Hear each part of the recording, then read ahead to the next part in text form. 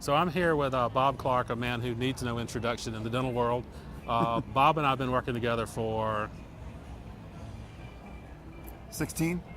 I was going to say 15. That's pretty good. Somewhere around 15 years. 16 years. We've got a great relationship. We talk to each other openly and honestly. He's sort of, we've helped each other develop a lot of things, both in the lab and in the dental practice. He's a lot of the clients, his clients, he'll have them call me a long time ago and say, hey, can you explain what you're doing to this guy in terms of some part about the sales process or the business thing, and I'm happy to help him. And that kind of led to developing a relationship with a lot of dentists in terms of helping them with their practices. And I thought it might be interesting if Bob would make a few comments. He's seen what's happened to their practices from the lab side, and he talks to them. He has a good relationship with everybody. So I think from your perspective, it'd be interesting to hear what you've seen. To me, it's almost a real personal issue, actually, because I have a major issue with people that say they're doing something that they're not doing. And you and I have talked about this before. Yeah. There's honesty, but then there's people that embellish the truth. And even just purely from a consulting standpoint, I like consultants that are practical people that aren't just consultants going out in offices and saying, this is what this other guy does. I like the fact that you are a practicing dentist. You do exactly what you say you do. Yeah. You're very, very honest. Yeah. And I want my clients to gain that information from somebody who does it every day and honestly does do it. And you show them, this is exactly what we do. This is how we do it. This is how you can get there. Yeah. And there's a lot of people trying to seek that information. They don't know where to go. They're clinically good dentists, but they're not really managing their business like a business. It's more of almost like a hobby to them. Right.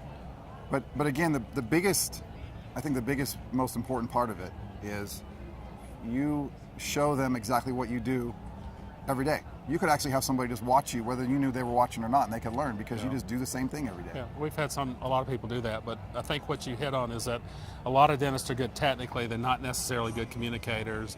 They're not necessarily good at running the business. They're not good at sales, and maybe not good at marketing. And it's sort of like an engine in the car. If it's only hitting on half the cylinders, it's not going to run that well. And they get by. They just don't know any better. But it's been fun helping people.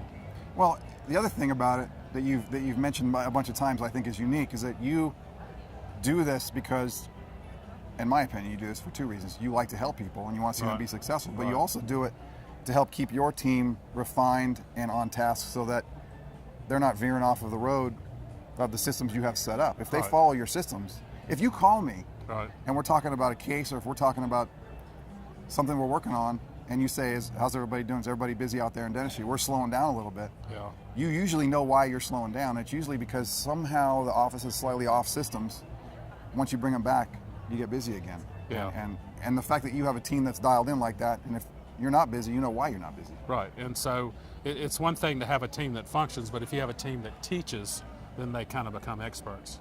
So they're a little harder to be around and manage, but I learned how to deal with that. You involve them in the process, yeah, and they're then enrolled in it, and they do well. No, we do have an awesome crowd, and it seems like the better months we have are the months that I'm not in the office. So it works. It works both ways. You've seen that happen. I find that to be the truth as well. Yeah. So a lot of your clients, if they've taken some of the courses, you see them doing more cases. They're doing them better. Or...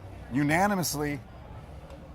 There's not one doctor or one office I can think of that hasn't done better dentistry, but I think more importantly, most of them are really good dentists. All of them are really good dentists that I know that have taken your year-long course. Yeah.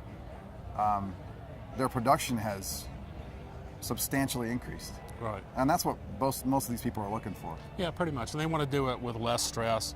But I mean, you can be a great dentist and not do any dentistry, and it's kind of like, well, yeah, so what? No sense in that. Yeah, so that's how that works.